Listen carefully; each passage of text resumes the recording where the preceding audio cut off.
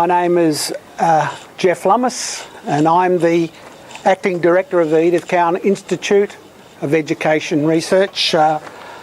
Before I introduce Associate Professor Wesley Imms, I would like Graham Gower to do the acknowledgement of country. Thanks, Jeff. On behalf of the Whadjuk Noongar Nation, I'd like to welcome you, Wesley, to their country. And on behalf of the Whadjuk people as well, I'd like to welcome all of you who are here this afternoon to listen to this presentation. For those people who aren't familiar with the Whadjuk Nation and the Noongar Nation itself, the Whadjuk people lived around the Perth metropolitan area, and they are one of 14 sub-language groups that occupied the Noongar Nation, which stretched from an area just south of Geraldton across to Esperance, and it covered the southwest as well. And they make up 14 sub-language groups, a fairly large part of Australia, and one of perhaps the largest language groups to form throughout the country. So on behalf of the Whadjuk Nation, the Whadjuk people, I would like, both past, present and future, I'd like to welcome you all to this presentation this afternoon. Thank you. Thanks, Graham. Thank you for the welcome to country. And I would like to send greetings from the Learning Environments Applied Research Network. Please let me know if I'm not speaking loud enough up the back. Is it okay? Good. My colleagues and I work within this cross-faculty institution across architecture, education and medicine. Our mandate is to try to make sure as best we can that innovative spaces or spaces, learning spaces, are being maximised in terms of their effectiveness. That includes not just schools, it includes corporate workplaces, hospitals, etc. We've done a wide range of projects since 2010. We've been very fortunate to have consecutive ARC linkage grants since 2010. And if you looked at the titles of those, you would see that we slowly but surely have worked our way right through the whole concept of design. How do we design school spaces as best we can? We've worked through and just finishing an ARC on evaluation of these spaces. And we're now well into the current project, which is looking at how teachers utilise these spaces. And I mention that simply to say that a lot of the information you're going to get today is sort of a culmination of that knowledge that's been spanned by my colleagues and myself over that period of time. So I'd just like to send their greetings to you as well. I think it's a timely thing to be talking about this, primarily because since about 2010, the Australian federal government and state governments have spent something like $20 billion on rebuilding schools. And of that money, a fair whack of it has gone into what you might call innovative learning environments. And I'm terming that here smart spaces because they're supposed to do a particular thing. And the question is, I suppose, if you're going to spend that much money, are we getting value for that money? Are we actually getting something back from it? These three cuttings from newspapers across Australia and New Zealand tell the story a little bit. On the left, you would see an article there where they quote Greg Whitby, who is the Director of the Catholic Education Office Diocese at Parramatta, quite a large diocese of schools, who makes the wild claim that classrooms are dead. The traditional classroom is finished, they'll never be seen again. And then in the middle, you'll see an article from a Victorian journalist, who is saying these places have been built and they're not being used, to the degree to which teachers are now putting up barriers and turning them back into classrooms again. And of course on the right, just for a matter of interest, is the Minister for Education, or she was at that time, in New Zealand, who's one of our research partners, who had to go and defend the fact that they were spending money on our project to try to help teachers to utilise these spaces better. In some ways that tells the total story of where we're situated at the moment and why it's quite right for us to say, are these spaces actually working? Are these really smart spaces? I want to do it fairly simply today, just address two issues. The first issue is, what actually are these innovative learning environments or these smart spaces? What do they look like? How are they supposed to perform? And try to, I suppose, get around some of the data we've been collecting. Information's been coming our way about how smart they might actually be. And I'm going to show lots of pictures. It's one of the good things about this particular area of research is you get to visit schools, you get to work with designers, you get to look at manufacturers, and you get to take photos and have a lot of fun looking at those fantastic spaces that are being actually built. Tell me what you think you can see here. What strikes you about this photo? No desks in line. No desks in line, yep. Nice lighting, isn't it? What else? Natural material. Yeah. Yep.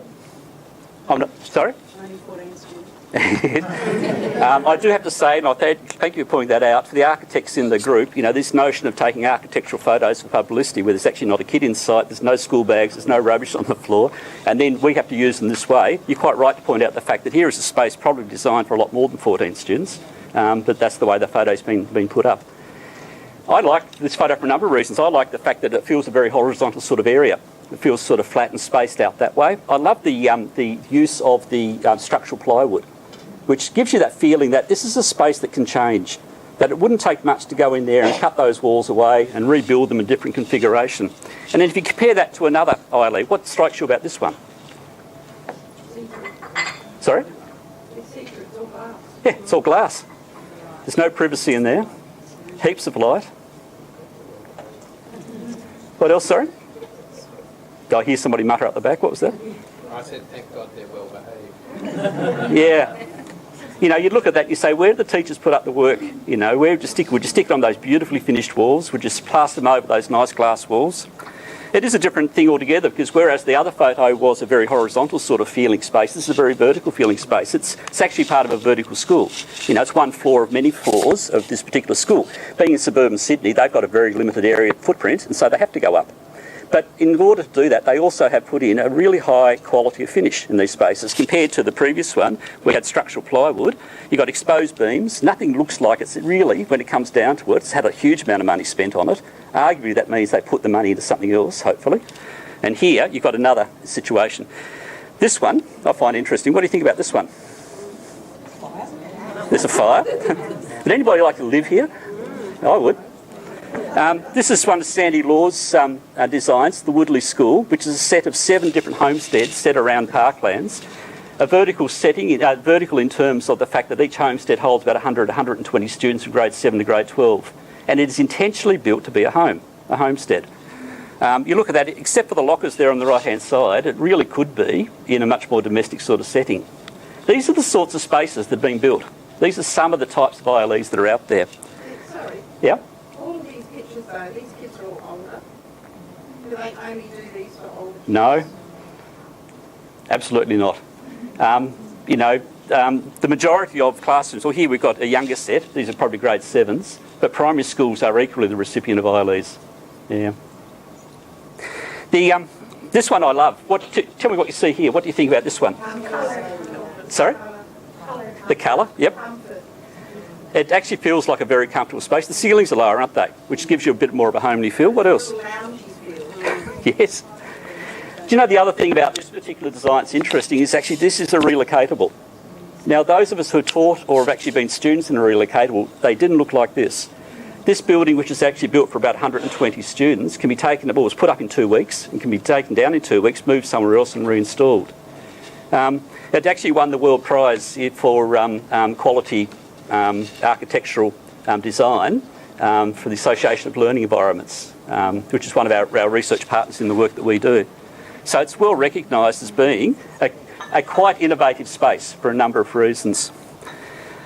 So these are some of the characteristics. So I asked the question at the beginning, what actually are these spaces? What actually makes an ILE? I'll give you some of the characteristics. You guys have already pointed a number of them out. The first concept is this notion that the spaces have to be flexible. And what do I mean by flexible? Well, here's the obvious thing. You've got glass walls that slide back, which straight away the space becomes 2 spaces or 1 space, etc. For a lot of kids, 2 spaces are smaller groups. In this case, you open it up and suddenly it becomes quite a large hall. That's one concept of flexible. Another one is this. This particular design is interesting because what you're seeing here are spaces that are designed for different purposes, but they flow between each other. In fact, quite literally, you can see from the photo of the kid walking through, you imagine those 2 girls have probably just come straight across in front of the guy teaching those people on the auditorium, etc. You've got somebody up the very top who's walked past and is listening down into the actual teaching hollow, etc. You've got off to the left a much more traditional classroom. Off to the right, you can see a specialist lab. So that concept of flexible spaces is actually within the design process. You build in a bunch of purposeful spaces designed for particular things, and even those might have 1 or 2 uses within. Isn't that disruptive? I don't know. You're walking past you and you're trying to talk to your class. Is it disruptive when you're talking to the class and somebody's listening in and learning from what you're saying? Yeah, but they're not. They're walking to take a path through you're in Yeah. between. And that actually wouldn't worry me. But it does depend on your teaching style, doesn't it? I think it also depends on your voice. Yeah. Because there could be a lot of, I teach with a microphone, so Yeah. after many years, that would be, I find it very difficult. Yeah. My voice is And do you know the answer to that is probably this, that if you're uncomfortable in the space with the kids walking through, which I'm not, but you are, perhaps, if you're finding that your voice, is going to struggle in that space, because not everybody has voices to project, the reality is with a good flexible space, teachers get to choose where they're teaching. And you turn around and you say, well, actually, that space doesn't suit you for this reason or that reason. But there'll be other times where the kids walking through actually is part of your lesson. I was just thinking of my class, and there was no way I could have people walking through my class without my year ones going, oh, music. Yeah. I think the concept of distraction in these spaces is a critical one, absolutely. And again, it comes down to the quality of the design, the degree to which teachers can manipulate the space to allow for that to either happen or not happen. It's actually arguably built into this. There'd be a degree of training of the students involved. You wouldn't just go, bingo, this morning we've got a new flex-free space. You train them how to learn in that space. Yep. But you've got all those hard surfaces there, which is an interior design problem. That is loud. They are loud spaces. You've got a lot of kids in there. You've got a couple of classes. You've got 64 kids in 2 classes. There's no, where is like that one in particular is quite a loud. I mean, okay, maybe up in the ceiling you've got something absorbing, but it's a pretty loud space. How happy to keep kids in there? Yeah, and we'll actually come back to that in about 3 slides' time, actually. And again, the acoustics is the critical point. I have come across some of these designs where literally the teachers had to be microphoned because the sound was dulled so much. We've got one space we built where actually we've got to put in reverberation plates because the noise isn't reverberating around enough. So, that fine tuning of the acoustics we'll come back to in just a second. The flexible spaces look like this as well. Suddenly you've got a space here where, with the push of a door, etc., you could have, let's say, 30, 40 students working in one space. You can work outside, you can work inside. You notice that the furniture often will have wheels on them, so they're very quickly unhooked and moved around the spaces. So these are the sorts of notions of flexibility of space, including purposeful spaces like this. Having a quiet spot for kids to know they can go and work in groups of 6, say.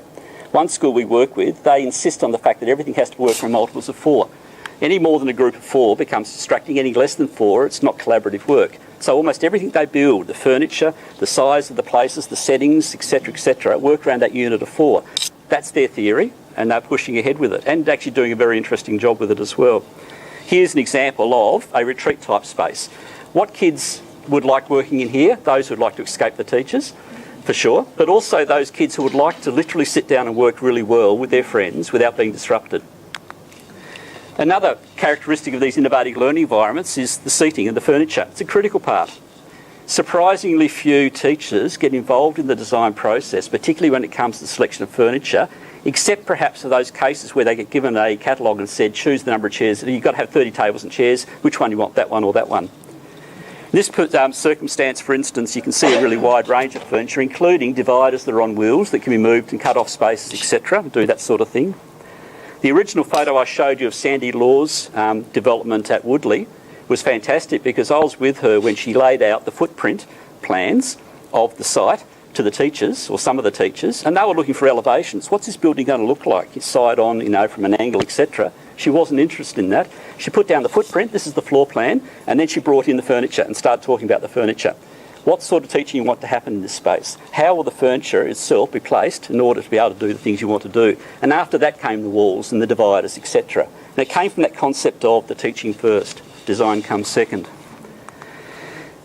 These sorts of things, we're getting some of them quite funky, quite interesting. I don't know how long this would last, but kids love it. And let's face it, if kids can enjoy a space and go in there and work well, then we ought to entertain the thought of actually having and developing these spaces. But if you also have a look at the range of furniture that's there, it's about 4 or 5 different types of seating there. Some of it ergonomically good, some of it not. Mind you, those same kids where parents argue about the ergonomics are the kids who go home and lounge all over the lounge room floor all afternoon. So it's an interesting thing how resilient our kids are. Another picture of Law Architects to illustrate this notion that these innovative learning designs now are much more thinking about now fantastic climate of the learning place being not just the classroom. It's the hallways, it's the separation spaces, and in particular in Australia it needs to be the outside. Here Sandy brought in a fire pit, etc., and uses that, and the kids actually use that in parts of their of their teaching, etc. But also the use of these outdoor spaces, these sort of semi-private spaces outside where the kids break out from classes in here, come through glass doors, and back out to the larger spaces. Campbell High, done by Richard's group at Hayball, is an award-winning project. And again, this notion that all of a sudden these doors get pushed away and the classroom becomes a huge space, an enormous space. A critical feature of these innovative learning environments is this whole concept of transparency and sightlines. As teachers, we have a duty of care for kids. And in most classrooms that exist at the moment, the minute the students walk out of the door, we've lost control of them, we've lost sight of them. A characteristic of these innovative learning environments is the capacity to be able to have a teacher who can actually see both inside and outside, can sit here and actually look way down into other classrooms, etc. Not necessarily the best illustration of that concept, but you'll see it through the other photos coming up as well. And that transparency and sight line has to now be pushed into the vertical as well as the horizontal. This is the new library at Churchie Grammar, or Churchie. And the concept there is actually not only see in there, but teachers can actually watch kids as they're doing other things in other levels, etc. A particular problem is happening in the vertical school designs that are coming through at the moment. I won't linger on IT because we know so much about it, but IT has become critical in terms of ILEs working well. You know, obviously good wireless is critical, but also I show this photo because what can't you see in that space? In terms of IT, what can't you see there? Cables and cords. What else? Computers. Well, everyone's got laptops, exactly. No computers. Where's the data projector? Yeah, I have this hate affair with data projectors. And these computers on wheels, etc., in the space we've just done in the place where I work, we've got 8 TVs on wheels scattered around with, you can't see it in this photo, but with pods in the floors to hook up to where it's needed. The data projector we installed has been used 2 or 3 times in about a year and a half, simply because these are much more flexible and useful. It allows us to recreate the room and space in the way we want to teach. What you can't see here is the front of a room. There's actually no place the teacher stands and directs to the students. There is a whiteboard down there, but on the other hand, look, these chairs face this way, etc. This particular screen folds flat into a big table and gets used that way. It's a smart TV. And kids touch it, etc. It's doing all the things that those expensive interactive whiteboards did, but they were stuck to walls, they couldn't move, the classroom gathered around it. Straight away you're back to us teaching from a very limited perspective. Lighting is critical, that was brought up a minute ago. This is the space that we did at Melbourne University, this is where I teach. You know, and using the natural lighting which is available is fantastic, but actually these days the technology around lighting is incredible. You know, they're replicating daylight, and we've got, in fact, in this, it's so good I can't control it. The buttons on the wall are too complex for me. But it will come on and off and adjust to how much daylight's coming in, and different colour lights come on at different times. But even better, I think, is this notion of using much more daylight, much more natural lighting, clerestory windows, and obviously larger windows, etc., around the edges, and then transparency of internal glass allows light to permeate right through the building. These are some of the characteristics of these spaces. Acoustics was brought up a minute ago, and it's exactly what needs to be talked about, because one of the critical features of these sorts of spaces always has been the notion of noise, and how do we control for that. And designers have become fantastic now at deadening down, even with hard surfaces. They alternate the hard surfaces, they bring in special finishes, etc., to ceilings and places like that. These baffles obviously are there for acoustics. The choice of what gets put on the wall is critical. And the other thing that actually is here that's not as noticeable is the fact that you're starting to get walls that aren't, as you saw from this photo here, there is no walls that are parallel to each other. They're actually offset in different angles, the reason being that it helps to control the way the sound actually moves around the space and stop that reverberation bouncing backwards and forwards. That can become bad. You know, so all of a sudden in a large void of a space like this, you know, good use of acoustic treatments, that actually is an acoustic treatment as much as it's a seating space. Obviously the panels up here and then the stuff up there, etc. All of these things, even the type of boxing around the windows, all of these things are designed partly to help with the acoustic treatment, to control for that. One of our research partners in our project we're working on at the moment is Ecofon, which is based in Sweden. And this is a mapping of a particular type of space, and we'll come back to this diagram here, this typology later. But the orange is where the sound emanates from. It goes through the yellow to green, and by the time it gets to dark green, you've got absolutely no sound transference at all. And so what they can do by mapping, and they do this virtually, they take the plans, they put it through the sound labs, and they can map in a virtual way the way that actually sound moves around the space, etc. So before even $1 is spent building the place, already we've got some fairly good science behind what actually works. One of the things they designed here, you can't quite see it very well, but that's actually one wall there. There's the second wall there. So the door, you walk through here like that and back in through like that, and that makes a significant difference to noise transfer. All they've done is offset the walls from being a door like that to like that, and straight away it's made a big difference according to their theory, and actually in practice this worked as well. So acoustics is doing fantastic stuff at helping us to build these notions of innovative learning environments. So what I've dealt with so far though has been just what? What's been the focus so far? The buildings, exactly. So far all I've concentrated on is actually the building and the building performance. And one of my arguments I would make is our designers are doing such good jobs these days that they've actually got the design of innovative learning environments, not down pat for sure, there's always changes to be made, improvements to be made. They've got to the stage though they're giving us an extraordinarily good product. Our problem though is how we're using it. As teachers and educators, are we using these spaces to the degree to which we should be using them? Our project's spent a year doing a literature review with our 8 PhD students to come up, and this is only one of the outcomes, come up with a definition for an ILE. And that's what we have here, this notion that actually an ILE is actually a combination of an innovative design, as we've just seen, but actually it's also has to be married to innovative teaching and learning practices. And critical in that is that notion there of teaching and learning. It's not just how teachers teach in the space, obviously how kids learn in the space as well. When you marry those things together, you have an environment that is innovative. Why do we actually need them? I'll just spend a minute on this. One of the arguments is that the graduates leaving our schools at the moment have to exit with quite different skill sets than they might have had to have done a few years ago.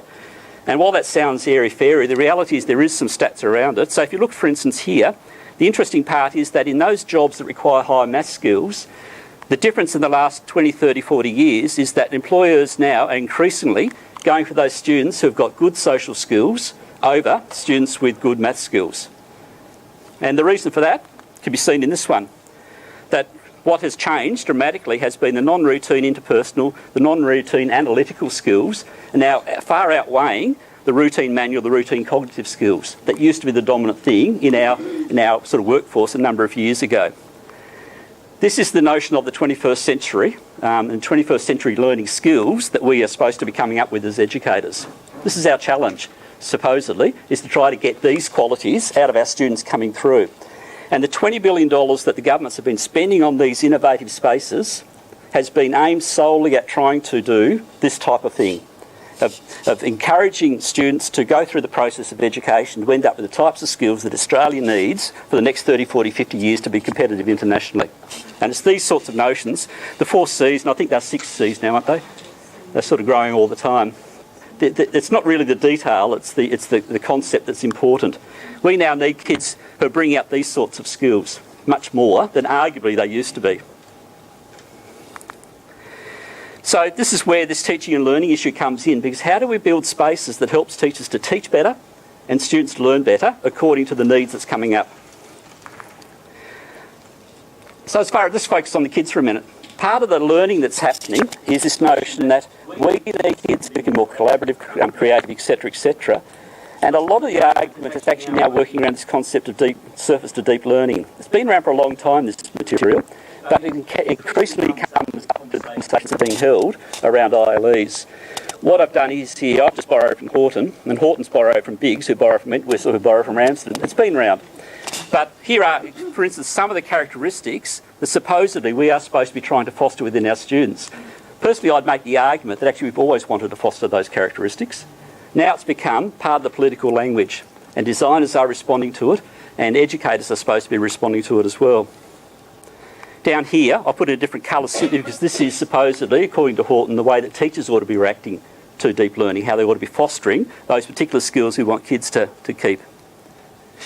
But I want you to keep these little ideas in your head. This is the type of learning we want to see kids exhibit, these types of things. It's not certainly a comprehensive list at all, but it's just there as an indicator. People might know this chap, John Hattie. looks like it's from a 1960s rock band there. But the reality is that he's well known now because of the work he's done for many, many years. One critical one was his synthesis and meta-analysis. He's famous in terms of being, what was it, the Australia's most powerful educator in 2016, I think it was, or 15, because of this sort of work. He's famous because he wants to bring evidence actually into the educational practice that we do. If we're going to teach well, let's at least teach well knowing that what we're teaching is the things that make a difference. And he done his synthesis and said that here is a list of 120 things that every comprehensible, decent study since about 1970 or whatever he went back to, this is the findings they have found. If you package them, etc., the ones that have actually had a proven effect in terms of effect size on kids' learning are these. And he starts at 1 and goes down to 120. Number 1 is about quality of teaching and those sorts of issues. Number 120, guess what's really close to 120? The learning environment. He could find no proof that says the actual space that you teach within has any difference whatsoever in kids' learning outcomes. But don't forget there's a big difference between having no proof and it actually being the case. All it means is people haven't done the studies, or the studies that were done were poor. We can talk about that another time. But John used that list and says, all right, these are the things that make the most effect, the most positive effect on kids' learning. And then he said, these are the characteristics of teaching that make those happen. And that's where his mind frames came from. And don't forget that the difference between mind frames and mindset, a mindset for a teacher is the beliefs we have about teaching and learning, our epistemological sort of beliefs. The mind frames are those things that we have in our head about how we put them into practice. And these are the characteristics that John says ought to be the 10 things that we work through. So a minute ago I gave you this little checklist, I suppose, of these are the qualities of learning that we'd love to see kids exhibit. And now we've got the mind frames that said these are the qualities of teaching that arguably make those qualities of learning happen.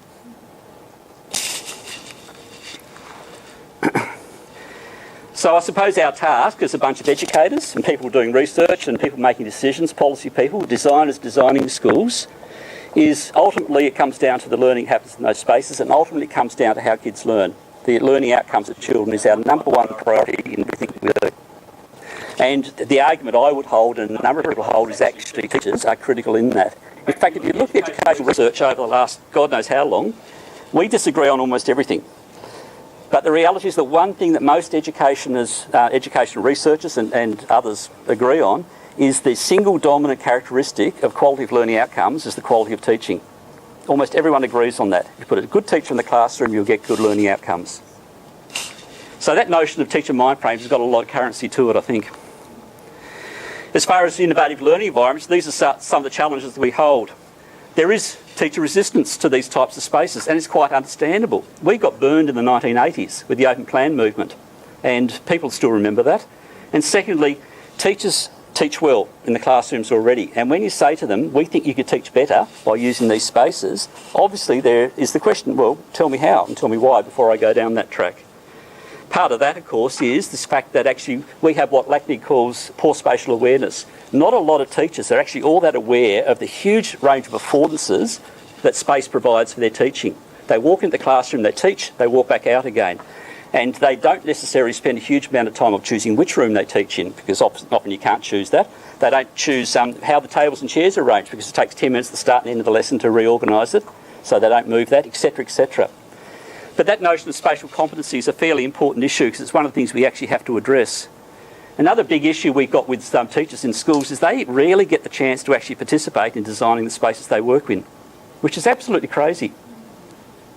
You know, the fact is that the designers will design a space and it will be built by builders. The keys will get handed over to the teachers, and the assumption is, okay, you've got a fantastic space, we expect you to teach better in it. And it actually doesn't quite work that way. Certainly with the notion we've done in our studies, that actually when teachers are involved from the very first conceptualisation of space right through to taking it over and then inhabiting it for a period of time, strong teacher participation in that dramatically increases the quality of teaching that happens in those spaces. And that's quite logical.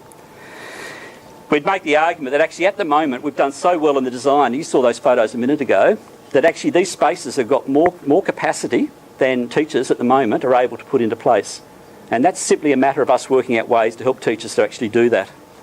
And I suppose what it comes down to eventually is this fact of evidence. That actually teachers do want to improve their practice. Most teachers I know teach well. Most teachers I know want to be able to improve their practice. And most teachers I know will improve their practice if you can show them that actually there's evidence that it might work. But if you don't sort of get those things into order, then effectively coming in and saying you're not teaching well enough, do it this way, rarely works. That's part of what we're doing within one of the big projects we're working on at the moment. It's one of the largest ARC linkages given to education, about $2 million in cash from both ARC and from 15 partner organisations. It runs over 4 years across Australia and New Zealand. Western Australia was invited in. We'd love to have had them in, but you did say no. One of the first things we did was we did a survey, because actually we don't know much about what's out there. Would you believe it, with what millions of dollars being spent on these sorts of spaces, it's almost impossible to find out, well, actually, how many are there and what do they look like? Nobody actually keeps records on these things. We ran a large survey of around about 1,000 schools. We used this typology, which was developed by one of our learned researchers, which is a very simplified way of saying that classrooms, they did an analysis, I think, of 120 award-winning international schools and said there are 5 different characteristic types that are characteristic across that. Obviously, it's more complex than that, but this is just a typology, and it's very, very useful for this sort of purpose. Everything from the traditional classroom with the corridor and chair and as they call it, cell-like rooms, but, you know, separate classrooms, through to the other end, which is the totally open spaces, which were very typical of the 1970s and 80s and are still being built in some places at the moment. And a range in between. You can see here, for instance, you've got suddenly a breakout space, but still the separate classrooms. Here you've got spaces where the walls do retract, become big spaces, can get put back again. And here you actually are losing there. The whole thing opens up, and here you're back to just this sort of big open plan. What we found was in Australia and New Zealand, don't forget we talk about the eastern seaboard states and New Zealand, but with 822 people, it's a good sized sample, that something like 3/4 of classrooms at the moment are these very traditional types of spaces. So 3/4 of kids are still sitting in classrooms that are the type that you and I would have gone to when we were kids. What type of teaching is happening in those spaces? Again, a typology, and here you've actually got the traditional classroom setting with kids sitting in chairs facing the front with the teacher talking to them. And the other extreme, down to typology 6, is a student working totally independently. And obviously the range of things in between that. You know, what's quite common now are these sort of bunches of tables with kids grouped, but still the teacher teaches and the kids listen and work. And it slowly sort of breaks down through. And again, what we found, if you would say those two probably are the more teacher-facilitated or teacher-directed type approaches, that it's 3/4 of classrooms at the moment, teaching is happening in that way across the eastern seaboard, Australia and New Zealand. So just to summarise that very quickly, at the moment, while we're sitting here, wherever they are, 3/4 of kids in Australia are sitting in chairs and tables facing the front listening to a teacher talk to them. Now, the research shows that is not necessarily, it works a lot of the time, but not all the time, but it's not necessarily the best way to start developing those 4C type skills, etc. That's one of the arguments. The other interesting thing that came from this is the fact that we then use the typologies. So remember, I asked you to keep in mind this notion of the mind frames that teachers hold. These are the characteristics of teaching that arguably bring out those 4Cs in kids. And up here, the deep learning is those 4Cs in action. And when you put those things into a graph like this and do a correlation analysis, what our study showed was that actually these two spaces here are by far the best performing in terms of teachers exhibiting the type of teaching we think is probably the best, and the deep learning approaches we'd love to see. It's fairly clear evidence, limited as it is, to say that actually these spaces probably are starting to work. And if you look down here, type A, the traditional classroom, it's by far the lowest rating in terms of surface learning and also in terms of teachers doing really teacher-centred, teacher-directed type approaches. Excuse me, Yeah. can I ask, was the survey of all high schools or a mix of primary and high? It was a mix of primary and high. It was surveyed population of 6,000 across Australia and New Zealand, and in Australia it was, because our partners in this research are the Education Departments of Queensland, New South Wales, the ACT and also CEO Parramatta, all of the Ministry of Education New Zealand. 6,000 schools which went from kindergarten through to grade 12 or 13 in New Zealand, rural and suburban, etc. It was a fairly good cross sample. Yeah. Don't forget, again, the evidence we're gaining at the moment is interesting evidence, but we still haven't got enough to say that we can see causality. that actually it is solid enough for us to say that actually these spaces cause this to happen. But we are saying there's a correlation. You can't get away from the fact that actually, according to 822 principals in schools doing critical analysis of what's happening in their classroom spaces, etc., they're consistently seeing what they argue as being the better type of teaching and the better type of learning are happening in the more open spaces. That's as simple as you can put it. I'll give you another little bit of evidence, because we're moving now into that notion of, are these classroom spaces actually smart? This is actually 5 years worth of study done by one school, so it's quite different. It's done by a private school in Brisbane, and the person in the school worked with our group and did 4 studies across about 5 years. In the first study, we did a fairly simple project where we actually rotated kids between 3 different types of classrooms over a space of a year and had a bunch of measures around that, etc. The result that came from it was a whole bunch of things around kids' engagement, their perceptions of the quality of teaching happening in the spaces. One of the things actually that was really robust was actually using the standardised data that was collected by the school over many, many years to be able to look at statistical outcomes in terms of the learning outcomes of the kids, particularly in English and mathematics. What that study showed was that when we rotated the kids into the much more open learning environments, there was a 17% improvement in mathematics and a 16%, oh sorry, the other way around, in English, the 16% increase in mathematics. Yeah. Good luck. No, the term between open spaces and flexible spaces. Yeah. I'm a little bit confused. No, that's fine. Here we go. So flexible That is space- characteristic of an open space. Yeah. And then This is characteristic of a flexible space. Yeah.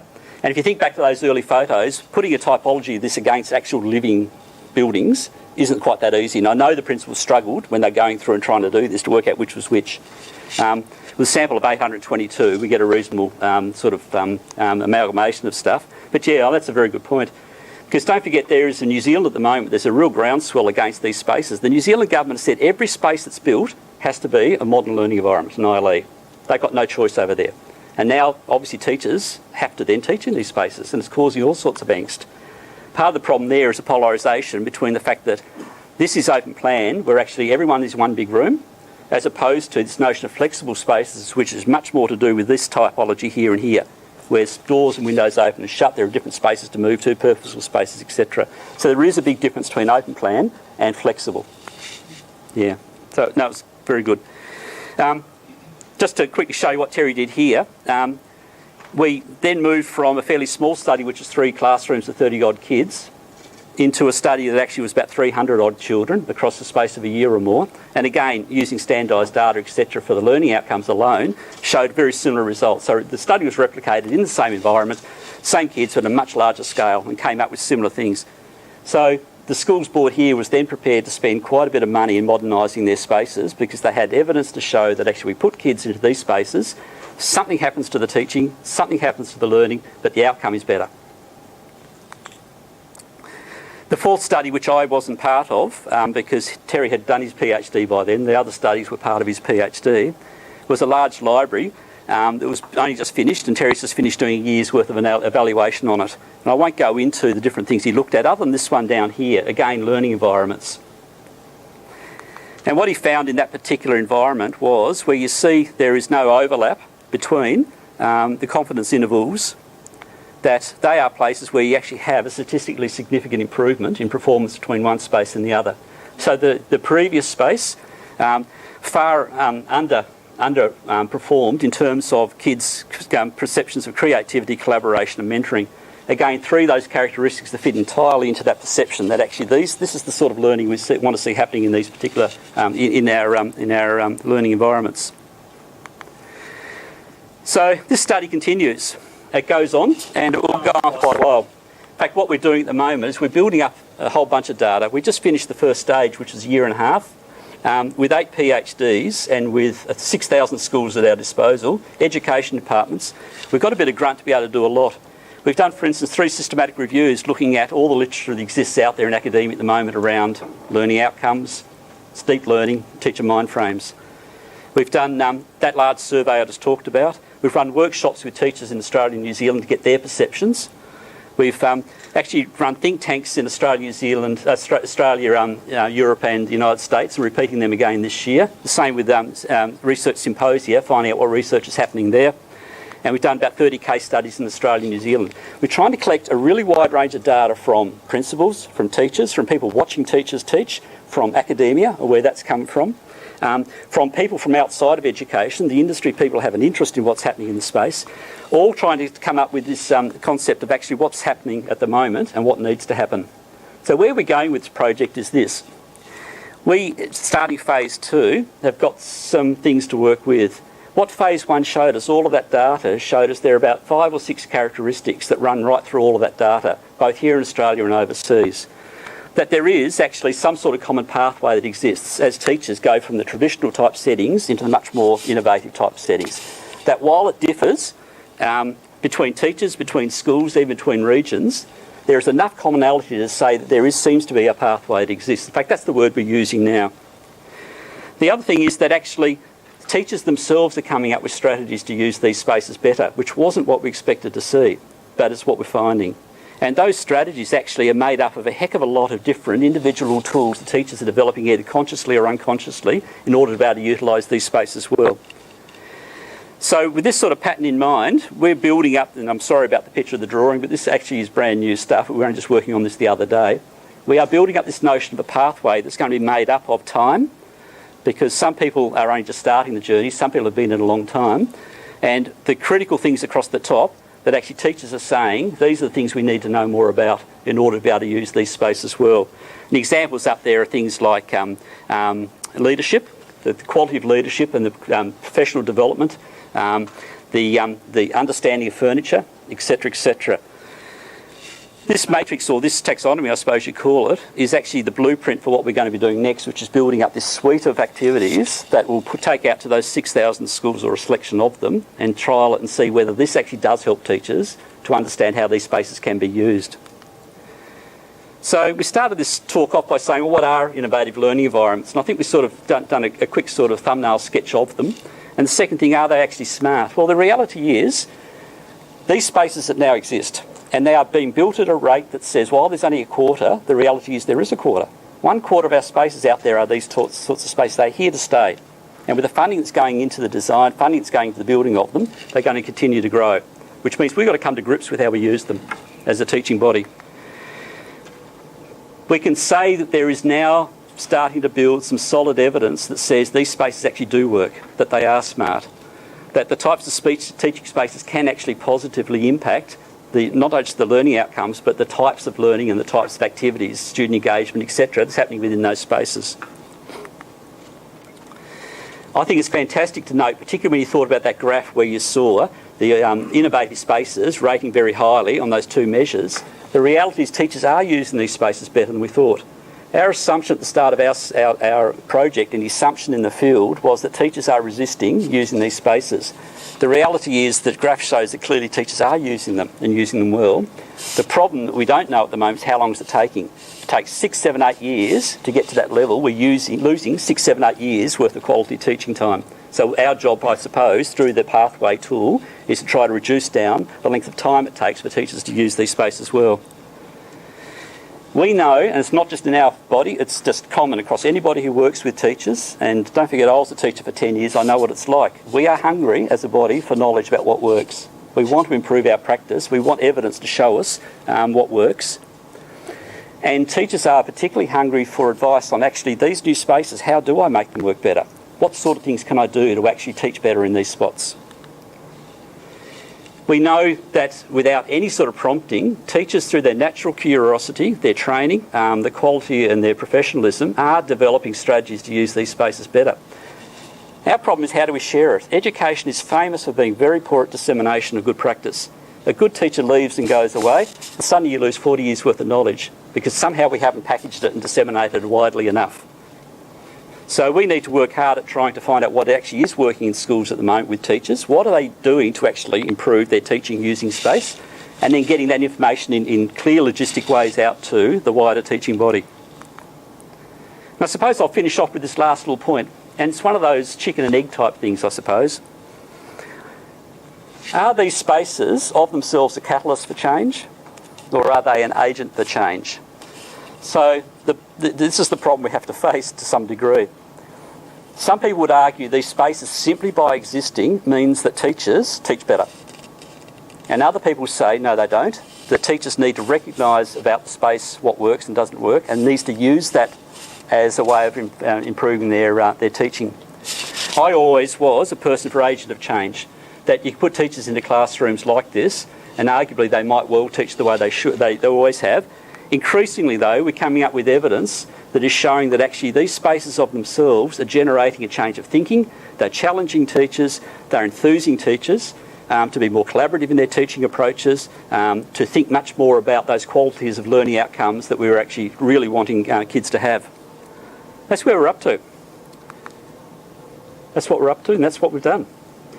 So I've said a lot of assumptions have been thrown out, and big statements, and I'm really happy now to try and defend myself, if I can. In the study, when you look at the improved outcomes, how do you recognise the link between the learning space and actually changing pedagogical practice? You know, if we put a teacher in a room that's pretty cool, and they revert or stay teaching very traditionally, that room ceases to become pretty cool pretty quick. So good question, one of the hardest things to do in education is to isolate a particular variable and say that variable causes this outcome. It's almost impossible to do.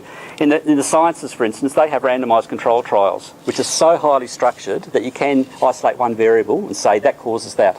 I've been very careful to say that causality is not what we're about. We certainly can't prove and say if you put that there, that will happen. But the studies I showed you that Terry Byers did, and there are 2 or 3 other studies internationally that have done similar things, we set up the design so carefully, we got to the stage of saying we've taken away almost all the other variables, what you call confounding, that actually say, well, it could be this or it could be that as well. And we've got to the stage where we say it's reasonable to assume space made the difference. An example would be the first study we did, we had 3 classrooms, and we had 4 terms of the year.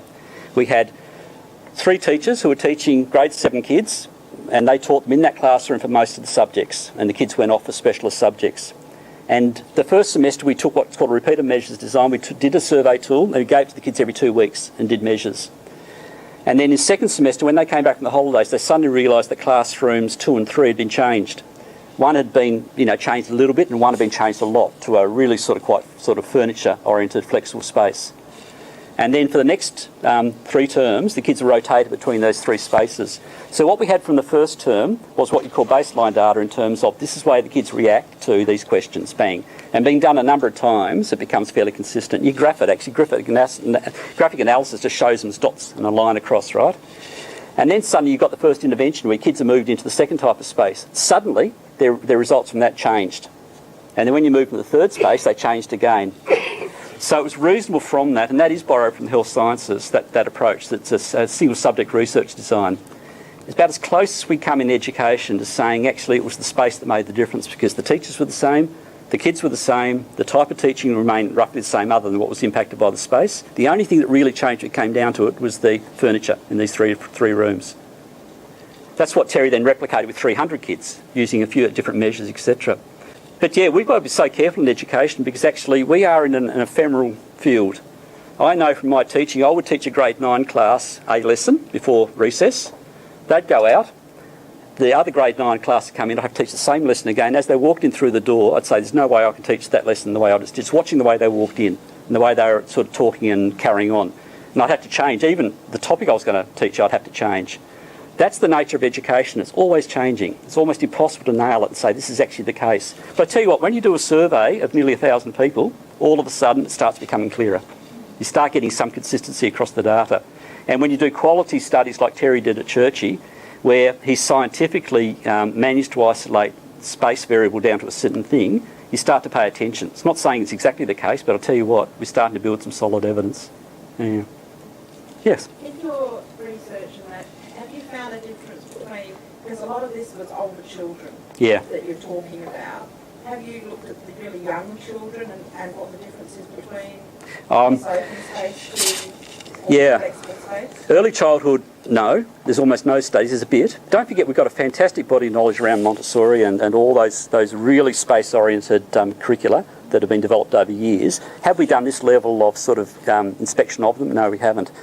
And we can say the same about things like we have focused in our studies on teachers because we have to resolve the teacher issue before we then start talking about the kids. So we've really only been focusing on the teachers.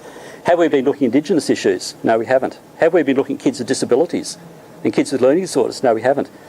And my defence on that is actually we are better off doing a study with a very particular focus and doing it really well and building a nice body of knowledge around that and then moving to the others than trying to do all of it in one hit. The early childhood stuff has to be looked at.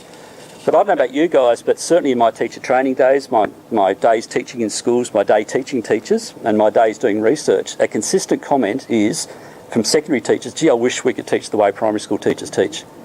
There's such a difference in culture between primary and high schools. So we tend at the moment to be focused on secondary where the biggest problem is. Yeah. Jumping into tertiary and Studio 5, most people wouldn't understand that that's on the 5th level where you work. And the innovations that you did, the multi-arts, the economics of space in big cities now.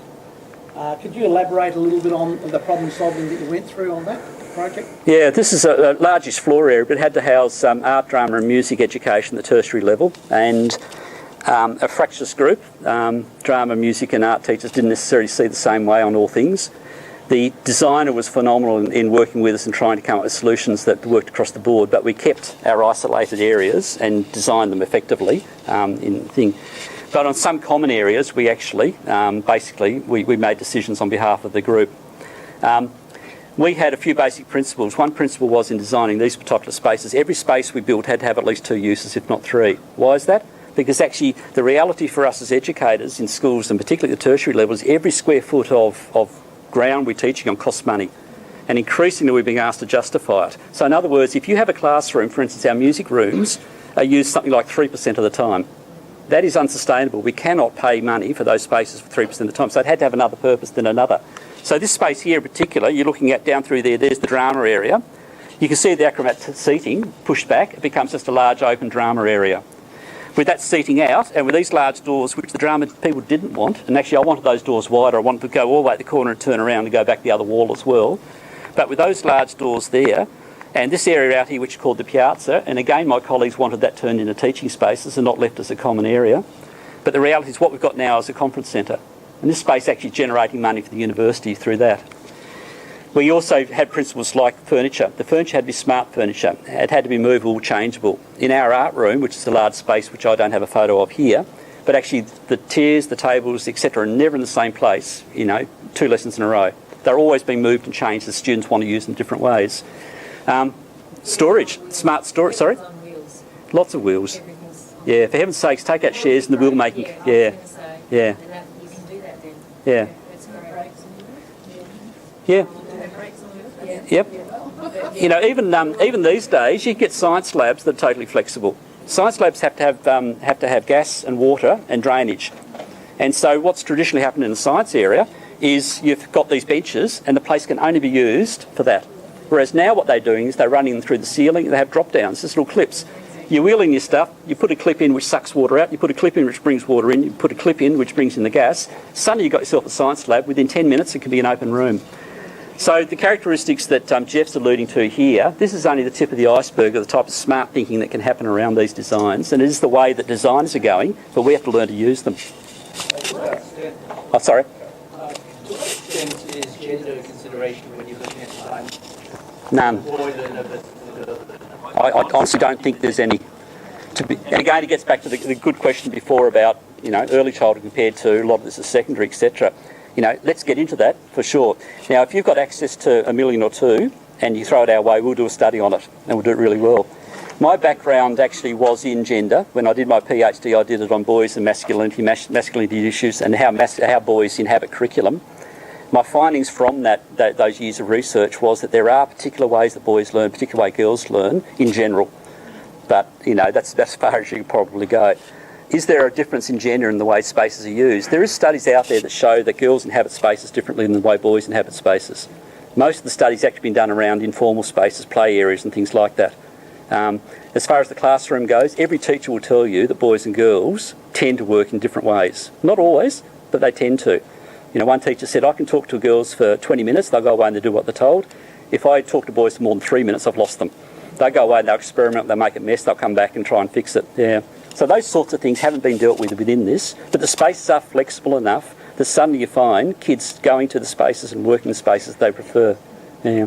Question up the back. Yeah. About how teachers are hungry for evidence and hungry for support. Well, to the presentation that gives you that hunger for evidence. So all the schools you work with across the eastern states of New Zealand, what sort of support do you give to those teachers around that flexible learning furniture? Yeah, there really, when it comes down to it, is not much good stuff. The OECD's done a lot of work in the past in what would you call it, in framing principles of how support ought to be given. The EDUCAUSE, which is a United States sort of area that works in this thing, has been doing work like that. The New Zealand Ministry, our state governments. I mean, I'm thinking about the Futures Learning Unit. New South Wales does a lot of work around this. But what is really clear is actually when it gets down to the nitty-gritty of actual tools that you use in the classroom, actual strategies, there's not many. And those last 3 or 4 slides, and I'm sorry it was so brief, but our study in innovative learning environments teacher change is focused predominantly on building that pathway and the tools to support that pathway. That's the sort of evidence we want to build and put out there, and we want to test to see whether, actually, if you provide this stuff to teachers, they can actually use it and it helps them. Yeah. I've got a double-barreled one. One was to do with the furniture. I noticed a lot of the furniture has no back support whatsoever, and whereas I appreciate you can move things around, and that's a good thing, I just worry about the fact that that it mightn't be good for body posture overall. And the other thing was about, in the previous photos, there seemed to be a lot of iPads in use. Now, not all schools have access to every child having an iPad, so it seems to be dependent on that in terms of a lot of the learning that's taking place. Yeah, you know, we have a society, even though we've got quite an equitable society in Australia and New Zealand, the reality is you've got some schools, even the Catholic education system, some are very poor schools and some extraordinarily wealthy. Some have, you know, as many computers as you want in terms of iPads, kids bring them from home. Some have to be provided. There is no real answer to that. The reality is that schools are dealing with it on a school-by-school basis. The idea within ILEs is you try to make all of the opportunities available for a particular spot. So a good designer will work in those early days of a design process for a space in, well, what is your situation in terms of accessibility to IT? And if it has to be desk-based computers, which are rapidly disappearing, then they'll build that in if it's needed. But they'll build it in a way that within a year or two they can be got rid of and that space can be reutilised, retooled. Your other question, so in other words, it is very much a school-by-school thing. I think the days of bring your own devices or school-based computers, it's here to stay, and they are wireless now. And I watched one class where the kids got given their instructions, they disappeared. I had to walk around the school finding these kids. I came across 3 underneath a tree who were trying to find out something about the Great Wall of China. They found something on the net, and they said, oh, it's in Chinese. And then they said, hang on, Mrs. So-and-so speaks Chinese. They straight away went on, she's in room such and such. They went on the school thing, and they disappeared off to find the teacher. So there's that notion of the IT. This is the reality of what we're working with now in schools. It's this notion of being ubiquitous, of being highly flexible. Some schools haven't reached that yet, but I tell you what, the way IT is growing, it won't be long. Yeah, but are the kids sitting, at some point they've got to actually just work on these machines. Yeah. They put them on their laps. Are there going to be tables, benches, like, you know, What would you like? that place? Yeah, I don't know. Like, is that good for them to be doing it as well? Like, to sit them on their laps? Because Yeah, look, I know, yeah. So I'm like thinking, if they don't have a porter, there's got to be tables somewhere. Yeah. They're going to be, okay, the tables can be on wheels, but at some point, sometimes, you know, I suppose there's that other... I think you're exactly right. And the whole notion of a flexible learning environment is there are places where actually you can sit the kids down. Yeah, look, the reality is as a teacher, there are times you say, I'm sorry kids, you're going to have to sit down, face the front, be quiet, listen to me, watch the board, and I'll give you a test at the end of the lesson. And in which case the designers have to make sure they're built in. And one of the faults with some of the designs that are coming through is not all of the teaching styles and learning styles have been accounted for within the physical design. The open space things was a problem because of that. So the good designs I've seen have been where you've got everything from lecture theatre like this right through to these little huddles that kids go into in twos and they pull a curtain across. a flexible learning environment has to account for all learning styles and all teaching styles, and that includes good ergonomics and making sure the kids are looked after. Just ask, with all this flexible learning then, and these kids are going off in all sorts of directions, where does the duty of care come in? Flexibility of sidelines. So that teacher actually was in a spot where she could actually see what was going on. But if you said those kids were under a tree, and then they went off to somebody else's class, and she hasn't got... They were being watched under the tree, and when they went off to the other class, yeah, they were doing the naughty thing. Okay. Thank you very much, Wes. I think you've challenged our existing paradigms about the use of space. I've worked in the extremes of open and also the old industrial revolution boxes, and I've seen what you've done at Studio 5, and you know, it's really makes you think. And the 4 C's, 4 C's, future. So thank you very much.